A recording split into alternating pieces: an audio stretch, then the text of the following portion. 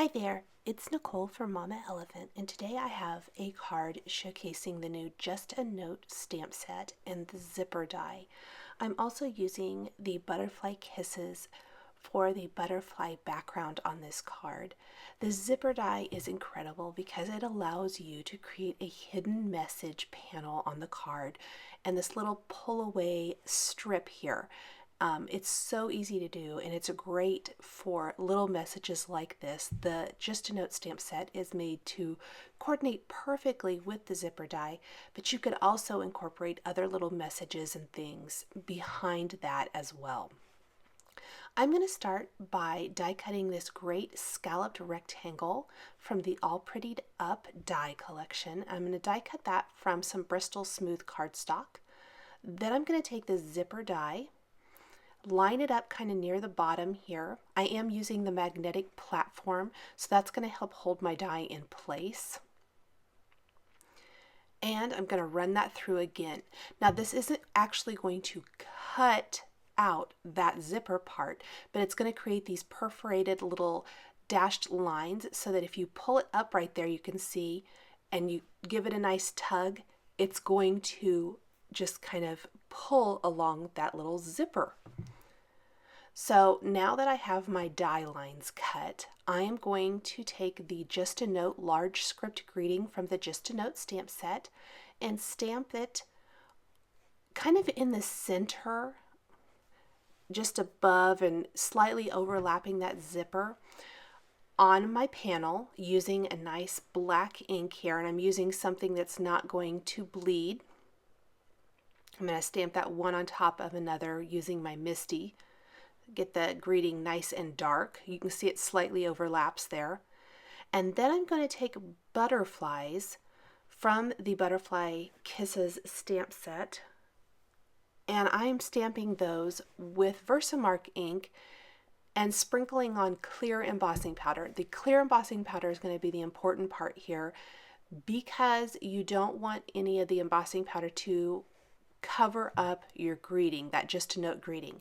And I am creating a fairly full background of butterflies. I love the Butterfly Kisses butterflies because it appears that some of them are sitting on parts of the greeting. So I kind of did those first, and then I'm going to fill in with additional butterflies all over the background. Part of them are going to be hanging off sides of the panel. I know it's really hard to see since it's clear stamping on white and then clear embossing powder. But once I start watercoloring these butterflies, you're going to see them kind of come to life.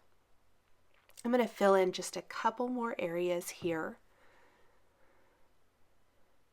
And then I can start adding some great color with my Zig Clean Color Real Brush markers. The reason I chose the Bristol Smooth cardstock as opposed to just a white cardstock or a watercolor cardstock for my card base here is I wanted that smooth background, and the Zig Clean Color Real Brush markers work beautifully with Bristol Smooth cardstock. When I got the Zig markers and I tried them with traditional watercolor cardstock, I was so disappointed with my results, and I almost got rid of my markers because I thought these just aren't for me, they're not working.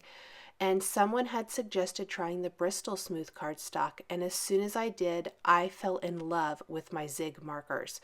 So if you're experiencing maybe the same thing, I know someone just recently said that to me, try the Bristol Smooth cardstock and see if it changes your mind about the markers, because they really are a fun way to get a nice watercolored effect that I think is really easy. I'm going to lay down a little bit of color on my butterfly and then blend it out with a water pen. Now this first butterfly, you can see a huge glob of water came out, which kind of ruined the whole effect. So I'm just going to take my paper towel, pick up my color, and I'm going to let that dry for a little bit, and I'll go back in a little bit. For some of the butterflies, I kind of blended a couple colors together. I am not doing real detailed coloring. It's more just a quick lay down of color and then blend it all out. So just lay down a little bit more color here, and I'm going to blend these two together. And you can kind of start to see what it's going to look like once I start getting more and more of the color laid down. Again, really quick blending, really quick coloring. I did not take a ton of time here. Just laid down one or two colors, blended it all out. Make sure, if you don't want any cross-contamination of color, clean off the tip of your marker on a scrap piece of paper. Then I'm going to lay down that green shadow color kind of all over the background. I'm just kind of scribbling little lines of it. You can see that's not really good coloring either. And then I'm taking my water brush marker and blending that out. This is adding a hint of color to the background that's going to add a lot of interest and make those butterflies really pop. You could also very easily just take a watercolor and a paintbrush and a little water and add a nice wash of color as well. I just had my zigs out. I like this green shadow, and I liked the way it looked with the purples and blues I used for my butterflies.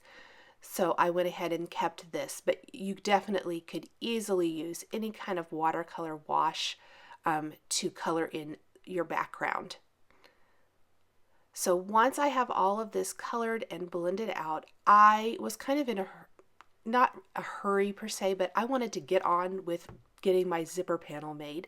So instead of letting this air dry like I do a lot of times, I did hit it with my heat tool to dry it much quicker. So I kind of heated the front, tried to get that as dry as possible, flipped it over, heated the back of it. I'm going to flip it over and heat the front again until that is completely dry. By heating both sides, it does kind of help minimize warping as well. Then I'm taking the awesome little arrow and the open here from the Just a Note stamp set and stamping them on that zipper panel. I think that's so cute. There's also a top secret message and side greeting that would be really fun to put on the front of the zipper panel as well. Once all of my stamping and coloring is done on the front of my panel, I am going to take a couple colors of distress paint and create a distress background by flicking paint all over the surface.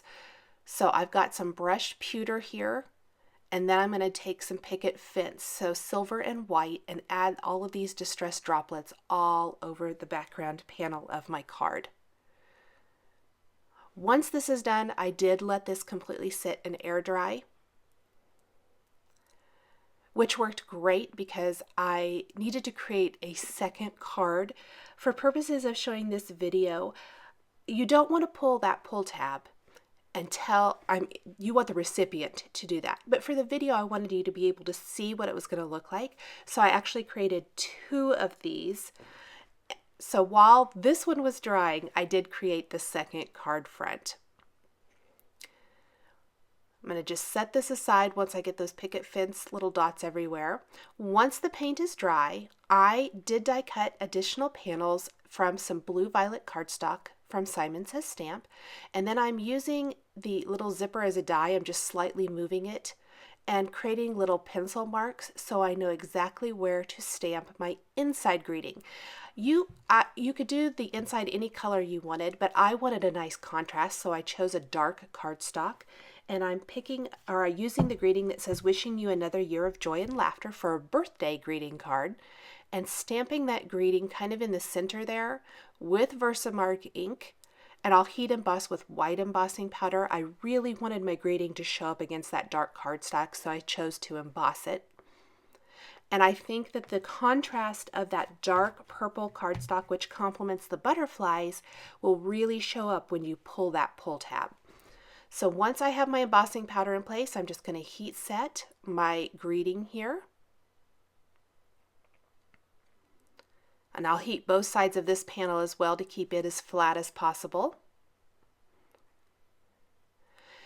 Here is the very important part. So that that pull tab doesn't pull apart your card pieces, take some nice strong adhesive and make sure that it's on both sides of that zipper, and then place that right on top of the hidden hidden message panel.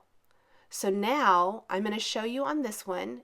You can carefully pull, and it's going to just, those little perforated lines are going to pull that open and reveal the hidden message. Isn't that so fun? I think those are just so cute and fun. So for the finished card, I will attach that panel to a white side fold card base, and my card is all finished. Thanks for joining me today for this Mama Elephant Just a Note and zipper die card. The supplies I used are listed and linked below the video here on YouTube. Here are a couple more videos showcasing Mama Elephant stamps and dies that you might be interested in. Thanks for watching, and we'll catch you next time.